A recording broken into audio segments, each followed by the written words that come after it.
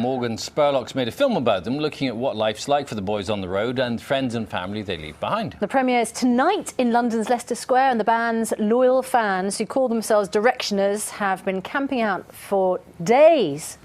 How many days, Lizo Mzimba? Quite a few days. Some of them have been here since Saturday night. Now, there are already hundreds of fans from all over the globe gathered here in Leicester Square. It's loud now. It's going to be unbelievably loud in a few hours' time. Now, we do hear lots of things about how the boys have sold millions of records around the world, having sold out stadia around the globe. But this is by far the best demonstration of just how popular they have become over the past 12 months. Now, Charlie State's been talking to the five lads themselves about the last 3 years and their meteoric rise to success. Gentlemen, Harry, Niall, Zayn, Louis, Liam, One Direction, all on one sofa. Yes, Charlie. How are you? Good, how are you? Not bad at all. Is there anything you'd like to say? Sometimes it's nice, you know, you're getting a lot of publicity at the moment and you're getting asked all the questions. Anything you want to tell the world? I'll tell you what, Kellogg's should do Cocoa Pops and Frosties together in one cereal package. I'm sure there's loads of things I've got to say now, but I can't think of any. I was hoping for something that was a bit I've got less... something to say. We have a movie coming out. A dramatic life change. Just look at that, like, it's absolutely amazing. Now, some people might think that the last thing you want, when you've got all the publicity you already have and the attention, is cameras kind of behind the scenes as well. What was that like? To be honest with you, being on X Factor and that, we were kind of used to having cameras following us around at every moment, so it was kind of a normal thing for us and kind of took us back to the start a little bit. The hardest thing about the travel is missing home and missing family, but we become literally like brothers now. He goes away for so long, I never know where he is in the world. One of the things that we do see is we see your family. Yeah. Where you see your mums and dads, and it's really touching, not least because they're very honest and they say there's something, I can't remember whose mum or dad said it, is a little bit sad. It's almost like they kind of lost you for a period of time because you're away so much. I think it might have been my dad who said that. Yeah? The old man, bless him. No, it was, for me, that was like, it was a bit difficult to watch because obviously I don't really hear like he's always so happy when I see him, like, and happy to have me home and stuff. To actually see what he's like when I'm not there was a bit mad. Yeah, and is it tough on all your families? I mean, there's a great side to all this because you're doing fantastically. It's lovely. Thank you for what you've done for us. I'm so proud of you. Well, get off the phone then before I start crying. It is tough, I think, for him just to say goodbye because, you know, a lot of families anticipate that once you get to 18, you go to university and you know, mothers know that that's the day, you know, that. Whereas for us, it kind of just happened out of the blue and our mums just had to wave goodbye to us on the X Factor. So I think it was a lot for them to take in at first, but, you know, obviously they all just love it, don't they? That's my favourite hair on Liam. I miss my son so much. Sorry. Whose parents worry the most? I'm going to say my mother is the biggest worrier in the world. Yeah, she just non-stop cries 24/7. So. Really? I don't think in the last 3 years I've seen Karen Payne without tears. Yeah, this is true. Yeah, because every time Liam gets a new tattoo, you know, it's not good. Well, she came to tattoo parlour with me today. That was the real epic for me.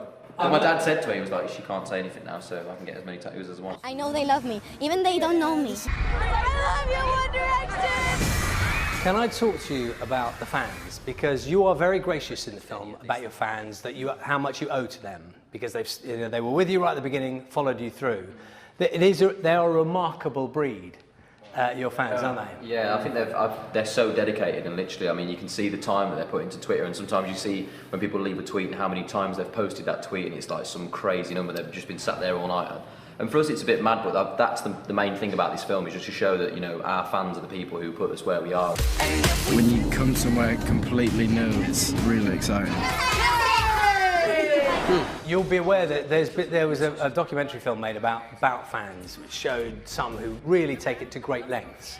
And there's a side to being a big fan of any individual artist or a band, which borders on the obsessive. Do you ever worry about how much? I think people, especially at you know, this age, like they're all kind of the same kind of age as us, and I think, you know, when you're at that age, you're passionate about everything. You remember like your first girlfriend at school when you're like 13, you convince yourself that you love her.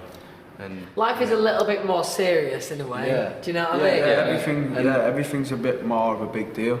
Yeah, and I think looking in, not everyone can understand it, but to, you know, that girl or that boy, it might be the most important thing in the world, and just because, you know, we don't understand it doesn't mean you can say it's crazy. So. Yeah, I don't think it should be something that's taken as a negative, you know. I think passion's good in any form. Can I ask you, people are always fascinated, and you'll know this, about the Simon Cowell factor, if I can call it that. Quite what the role is. We're allowed to talk about him. They're looking to the people over there. But just give us a sense, because some people think he's like this sort of figure behind, like the puppet master. He's sort of controlling you from behind. And well, so how does it work, really? I mean, how often do you talk? What's the relationship like? You know, he's still obviously heavily involved, and you know, once there's an important decision to be made, like in regards to, you know, the music, for example, we would then speak to Simon and you know, kind of come to an agreement together. A lot of conference calls. Yeah, they're always awkward conference calls as well, because there's always someone who can't hear. Yeah, and there's always that. Yeah. But I'm intrigued. He's a very clever man. Yeah, because you're all strong characters in yourselves. Do you ever clash? Are there ever clashes? You know, in terms of management and the band and. I think in any group of people there are always clashes, but to be honest with you, surprisingly enough, we don't clash as much as before I entered the band I thought we would have, sort of thing. I think No way. Not at all. Like, nowhere near. It's so strange actually, because we didn't know each other 3 years ago, and now we just kind of get on and we have a good time 24/7. So it's ace. Like choreographed dance routine. And Okay, on the top. We're normal people doing this abnormal job. They're a bit tight. We're at a stage now where, you know, we know what people like, we know what people don't like, and if we like it, we get on with it, and if we don't like it, we just get on with it. I can't help but think. Basically, just get on with it. I can't help but think, looking at the way you are, and you naturally are really good mates now.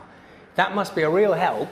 Well, that. As if to prove it. Left out here, guys. But that must be a real help when the publicity gets too much, or when there's one day when you don't want the cameras in your face. It must help to have, you know, 4 other guys who are going through the same thing. yeah. Exactly. Yeah, because 99% of the time, if you can't be bothered to do it, nobody can there. So it makes you feel a little bit better. Because I would imagine any 19 or 20-year-old, the thought of being scrutinised the way you are now would be a nightmare. Yeah, no, I think you know it's hard, but we're all kind of going for the same thing together, and there's that many good things happening in our lives. I mean, sometimes you just don't really pay attention to it. You have to weigh up the pros and cons, and it becomes a no-brainer. It's funny. That's a very good answer. Tell you what, congratulations on that answer. That's fantastic. It's a good answer. I interviewed Rod Stewart a little while ago, and one of the things he said. But who's dropping names? Sorry, I'm name dropping, and I think you've met him, haven't you, Harry? I have. And one of the things he said to me, we talked about the sort of publicity he had when he was younger, and the life he led, and the stuff he got up to. And one of the things he said was, do you know what? I really wouldn't want to be a young star today with the scrutiny that comes with it all. Wow, that's interesting. You know, the thing is that, not that we do, because we don't, but I think if you were up to no good, Started making trouble in my neighborhood. One little fight and my mom got scared. She said, "You're moving with him?" moving with the Auntie and uncle in Bel Air. In Bel Air, I think that's what it was. No, Belfast. What are you saying? Sorry, brother. I reckon it would have been a lot easier to do back then, because now, if someone saw you somewhere and you camera did something that you shouldn't be, then someone would know by like in a week's time. Whereas now, straight on the old social media. Yeah, like imagine you could go from now back then. You'd be like, They had a great I could get time. away with anything. I hate to interrupt, fellas, but your people are telling us it's over. We'd stay all day. If it was up to us, we'd stay all day. Thank you so much.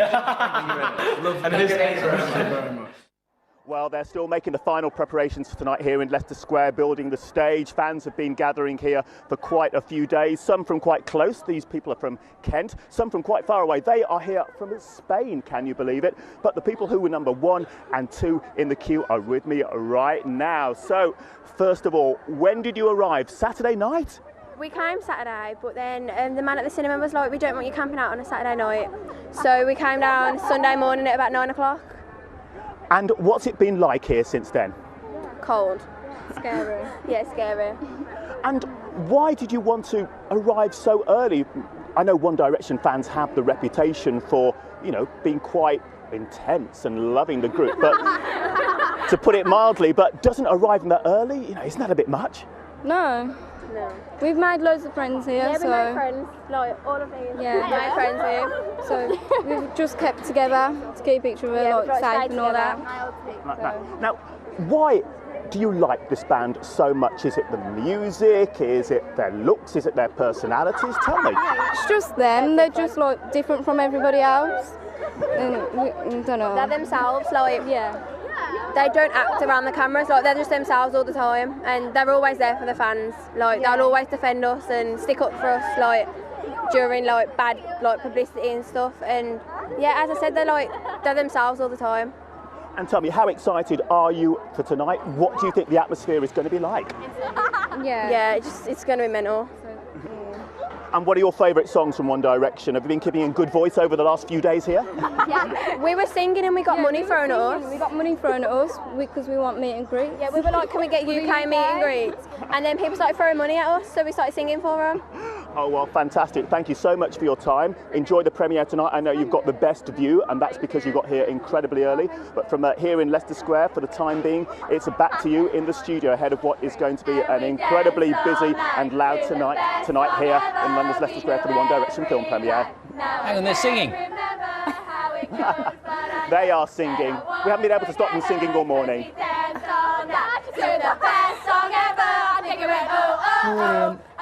Best song Aren't ever. they? They're great, aren't they? There's That's a lot of really energy good. there. The film This Is Us is out for the rest of us to see.